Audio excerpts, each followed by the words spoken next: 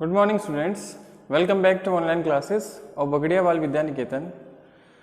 अपना chapter number 7 diversity in organism अपन ने स्टार्ट करा था। उसमें अपन ने बायोडाइवर्सिटी पढ़ ली थी, है ना। बायोडाइवर्सिटी क्या होती है, बायोडाइवर्सिटी और उसके कुछ कैरेक्टर्स अपन ने पढ़े थे, है ना। तो चलिए we are going to continue with the biodiversity. देखिए बायोडाइवर्सिटी अपन ने पढ़ ली थी कि बायोडाइवर्सिटी क्या होती है ना। अब बायोडाइवर्सिटी जो वर्ड था सबसे पहले कॉइन करा था वॉल्टर जी रोजेन ने 1986। बायोडाइवर्सिटी जो वर्ड था उसको सबसे पहले इंट्रोड्यूस करा था वॉल्टर जी रोजेन ने इन 1986। ठीक है, तो ये भी इंपॉर्टेंट है कि आप ये याद रखें कि बायोडाइवर्सिटी जो वर्ड था उसको किसने इंट्रोड्यूस कराया था। तो जी रोजेन या वॉल्टर जी रोजेन जो थे उन्होंने 1986 में बायोडाइवर्सिटी को, अपन ने बात करी थी कि बायोडाइवर्सिटी होती क्या है कि किसी सराउंडिंग्स में जो लिविंग फॉर्म्स होती हैं आइदर द प्लांट और एनिमल्स, वो सारी क्या है उसकी बायोडाइवर्सिटी है। एक फिक्स्ड एरिया में, आइसोलेशन में या जियोग्राफिकल जो एरिया होता है वहाँ पर, है ना, जितनी भी लिविंग फॉर्म्स हैं वो क्या है उस जियोग्राफिकल एरिया की बायोडाइवर्सिटी होती है। ठीक है, तो ये बायोडाइवर्सिटी हो गई। अब देखिए बायोडाइवर्सिटी जहां होती है, अपन ने बात करी थी कि वेरियस या वैरायटी होती है बायोडाइवर्सिटी में, एनिमल्स हो चाहे प्लांट्स हो। ठीक है, तो उनको पढ़ने के बाद, उनको स्टडी करने के लिए जो कैरेक्टर्स होते हैं वो बहुत ज़्यादा इंपॉर्टेंट है। जो कैरेक्टर्स भी कौन से, जो ऑब्जर्वेबल होते हैं, जो अपन को आसानी से दिख जाते हैं। एक्सटर्नल जो कैरेक्टर है वही क्या होते हैं, ऑब्जर्वेबल होते हैं। तो उनके अकॉर्डिंग उनका क्या कर दिया, फिर क्लासिफिकेशन किया था।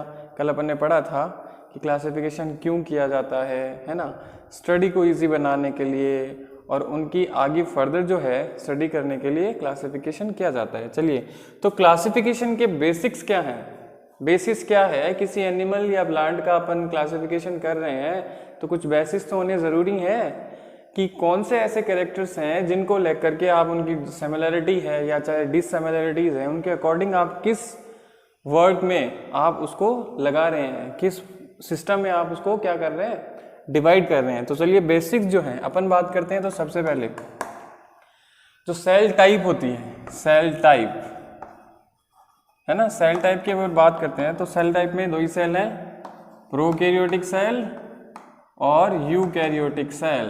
प्रोकैरियोटिक और यूकैरियोटिक आप पढ़ चुके हैं चैप्टर नंबर 5 में, यही पढ़ा अपन ने। तो प्रोकैरियोटिक सेल है या यूकैरियोटिक सेल है, जो प्रोकैरियोटिक सेल वाले एनिमल्स हैं या प्लांट्स हैं उनको एक कैटेगरी में रखेंगे, ठीक है, और जो यूकैरियोटिक हैं उनको एक कैटेगरी में रखेंगे। ठीक है, उसके बाद बात करते हैं अपन number 2 mode of nutrition. Mode of nutrition कि वो न्यूट्रिशन जो है वो किस फॉर्म में कर रहे हैं, वो ऑटोट्रॉपिक है और वो क्या है, हेटेरोट्रॉपिक है। हेटेरोट्रॉपिक में भी पैरासाइट आ जाएगा, है ना, सिम्बायोसिस जो भी आ जाएगा, लेकिन मेन जो कैटेगरी है वो है ऑटोट्रॉपिक और देन हेटेरोट्रॉपिक। तो दो मोड ऑफ न्यूट्रिशन हो गए। ऐसे प्लांट्स या एनिमल जो ऑटोट्रॉप्स होते हैं उनको ऑटोट्रॉपिक या एक डिवीजन में या एक कैटेगरी में रख देंगे, ठीक है, और जो हेटेरोट्रॉप्स हैं उनको एक कैटेगरी में रख देंगे। फिर नंबर बात आती है नंबर 3, ये बेसिक कैरेक्टर्स हैं जो क्लासिफिकेशन में ध्यान रखते हुए उनका क्लासिफिकेशन किया गया है, चाहे वो प्लांट हो चाहे वो एनिमल्स हो। 3rd जो है वो आता है सेल ऑर्गेनाइजेशन। सेल ऑर्गेनाइजेशन या जो भी है उनका बॉडी ऑर्गेनाइजेशन अपन बात कर सकते हैं कि ऑर्गेनाइजेशन जो है ना, या बॉडी ऑर्गेनाइजेशन भी होता है, ये बॉडी या सेल ऑर्गेनाइजेशन। तो ऑर्गेनाइजेशन उनमें कैसा है, सेल टाइप का है ना। फिर सेल के बाद क्या आता है, टिश्यू आता है, टिश्यू टाइप का है। टिश्यू टाइप के बाद टिश्यू सिस्टम, फिर टिश्यू के बाद क्या आता है, ऑर्गन, फिर ऑर्गन के बाद ऑर्गन सिस्टम, है ना।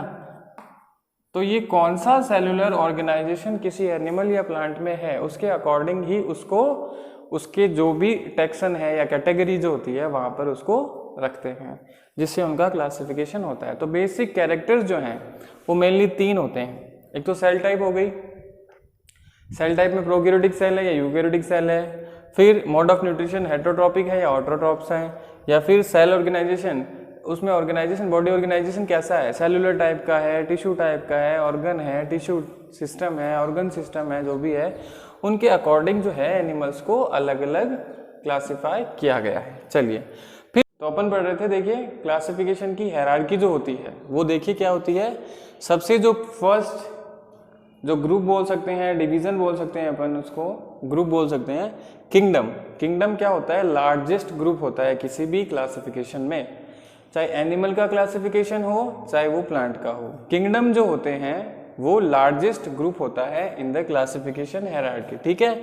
किंगडम ये तो हो गया लार्जेस्ट ग्रुप। किंगडम के बाद आता है phylum, then class, then order, फिर फैमिली आती है, फिर उसका जीनस, और लास्ट में जो आता है वो स्पीशीज आता है। तो मीन्स कि जो स्मॉलेस्ट है ग्रुप वो क्या हो जाएगा, स्पीशीज, और लार्जेस्ट ग्रुप क्या हो जाएगा, किंगडम, और लास्ट में स्पीशीज मीन की स्मॉलेस्ट जो ग्रुप होता है वो होता है स्पीशीज, ठीक है। फिर बात करते हैं अपन कैटेगरी की। अब देखो कैटेगरीज क्या होती हैं, किसी भी ऑर्गेनिज्म की या प्लांट की क्लासिफिकेशन में जो भी उसके कैरेक्टर्स हैं उनके अकॉर्डिंग उनको एक डिवीजन में, एक क्लास में, है ना, एक रैंक्ड में, रैंक बोल सकते हैं अपन, उस तरह उसको रखा जाता है, ठीक है। तो जैसे कि मान लीजिए फाइलम है, ये क्या है, एक रैंक है, क्लास क्या है, रैंक है, कुछ सिमिलरिटी डिससिमिलरिटीज के अकॉर्डिंग उनको उस क्लास में या ऑर्डर में रखा जाता है, ठीक है, वो उसकी कैटेगरीज हो गई। फिर बात करते हैं टैक्सन की। अब टैक्सन क्या होते हैं भाई, टैक्सन जैसे कि मान लीजिए फाइलम क्या है, एक टैक्सन है, क्लास क्या है, एक टैक्सन है। जो डिवीजन के जो भी अपन कह सकते हैं कि स्मॉलेस्ट यूनिट जो होती है वो क्या होती है, टैक्सन होता है। जैसे कि मान लीजिए फैमिली है, तो फैमिली एक टाइप का क्या है, टैक्सन है, क्योंकि क्लासिफिकेशन में उसको क्या किया गया है, डिवाइड किया गया है, तो ये भी एक टैक्सन है।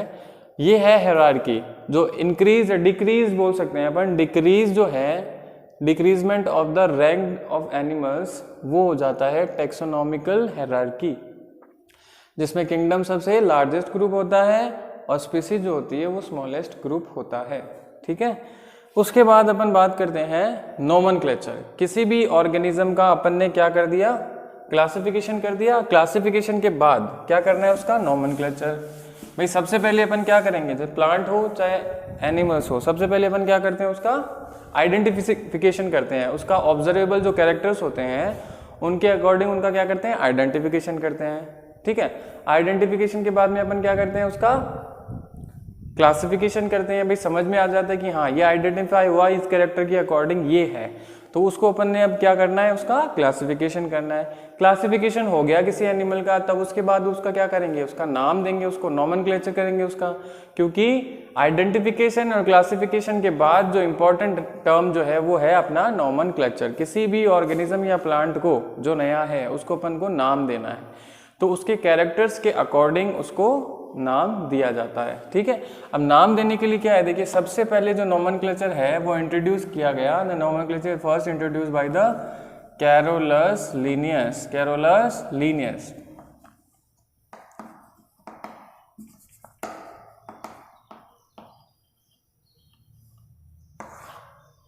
ठीक है। कैरोलस लीनियस जो थे सबसे पहले, उन्होंने वो जो वर्ड है क्लासिफिकेशन का, और वो भी क्या है, नोमेनक्लेचर, उन्होंने क्या किया, इंट्रोड्यूस किया कैरोलस लीनियस ने इन 1758। 1758 फर्स्ट उन्होंने क्या बताया कि भाई नोमेनक्लेचर है किसी ऑर्गेनिज्म का या एनिमल्स का, वो दो टर्म में या दो डिवीजन में कंप्लीट होता है, दो वर्ड में, ठीक है। जो फर्स्ट वर्ड आता है वो एनिमल का क्या शो होता है, जीनस, और जो सेकंड वर्ड आएगा वो आएगा उसका स्पीसीज। मतलब कोई भी ऑर्गेनिज्म है या एनिमल है उसका नोमेनक्लेचर जो होता है वो टू टर्म्स में अपन को करना रहेगा।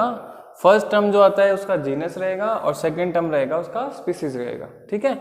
जीनस जो होता है वो लिखा जाएगा इन कैपिटल लेटर्स, और जो स्पीसीज है उसका जो फर्स्ट वर्ड जो होता है वो लिखा जाएगा इन स्मॉल लेटर्स, ठीक है। अगर अपन बात करते हैं दो, मान लीजिए कि पैंथेरा टाइग्रिस है, पैंथेरा टाइगरिस, ये जो टाइगर्स होते हैं उनका साइंटिफिक नेम है ना। तो पैंथेरा टाइग्रिस, पैंथेरा क्या हो गया उसका जीनस, क्योंकि फर्स्ट वर्ड क्या है, कैरोलस लिनियस ने बताया था कि फर्स्ट वर्ड जो लिखेंगे वो उसका क्या रहेगा, जीनस। सेकंड क्या लिखेंगे, उसकी स्पीसीज। मेन की पैंथेरा क्या है, जीनस, और टाइग्रिस क्या है, उसकी स्पीसीज।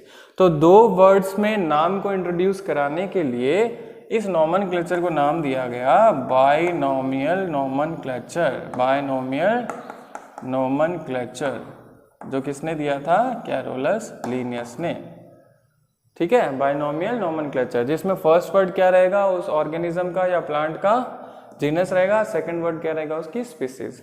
फर्स्ट वर्ड जो है उसको कैपिटल्स में लिखेंगे, जीनस को, और स्पीसीज जो होती है उसको अपन क्या लिखेंगे, स्मॉल लेटर्स में लिखते हैं। और भी है, जैसे सोलेनम ट्यूबरसम की बात कर सकते हैं हम, सोलेनम ट्यूबरसम, जो पोटैटो होता है आलू, उसका ये नेम है, साइंटिफिक नेम।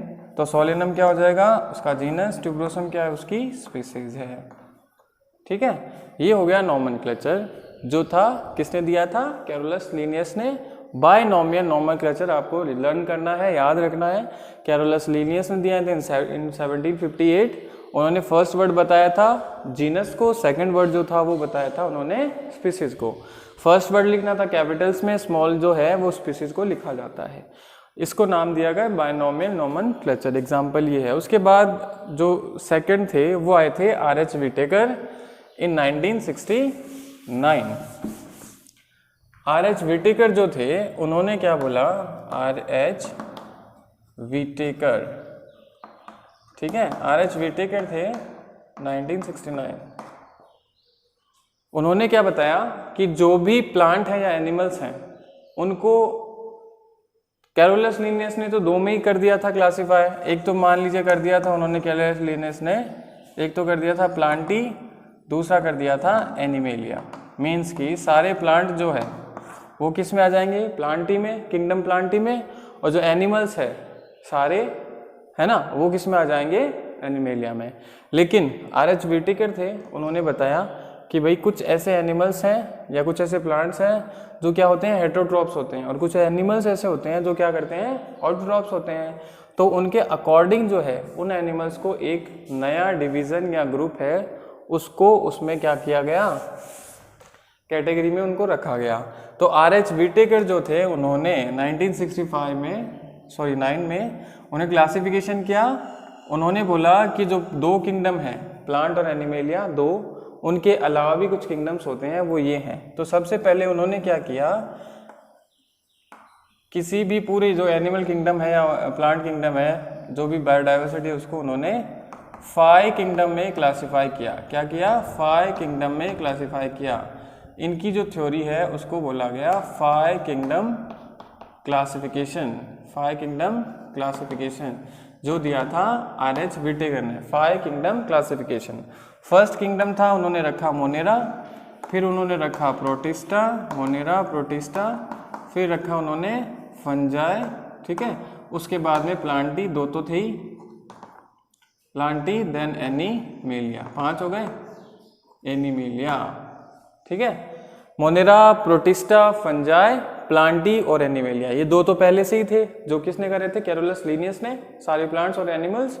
उनके अलावा उन्होंने 3 जो है, मोनेरा है, प्रोटिस्टा है और फंजाई, ये 3 जो है क्लासिफिकेशन की उन्होंने और बता दिए, ठीक है। मोनेरा, प्रोटिस्टा, फंजाई, प्लांटी और एनिमेलिया, ठीक है।